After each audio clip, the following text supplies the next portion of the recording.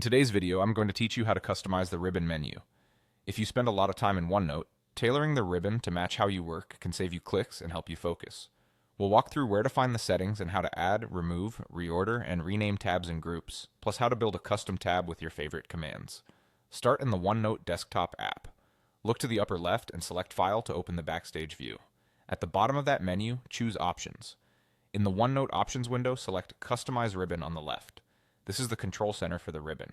On the right, you'll see a list of the main tabs, such as Home, Insert, and View, each containing groups like Clipboard, Basic Text, or Tags.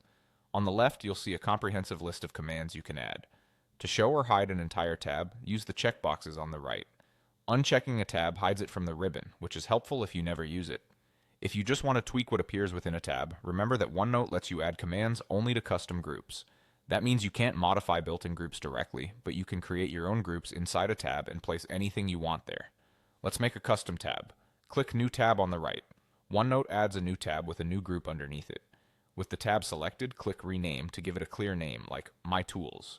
You can also pick an icon to help you spot it quickly. Next, select the new group under that tab and click Rename again, perhaps calling it Formatting or Navigation, so you always know what lives there. Now add commands. In the left list, change the drop-down to All Commands if you don't see what you need. Highlight a command, then click Add to move it into your selected custom group. Repeat this to build out the group with everything you use often. If you need another section inside your tab, click New Group and rename it before adding more commands. To reorder anything, select a tab or group on the right and use the Move Up or Move Down arrows. This is how you control the sequence of tabs across the top and the order of groups within a tab. If you decide a custom group or command doesn't belong, select it on the right and click Remove. For built-in tabs, just uncheck them to hide. When you're satisfied, click OK to apply your changes. Your personalized ribbon will appear immediately, putting your go-to tools right where you want them.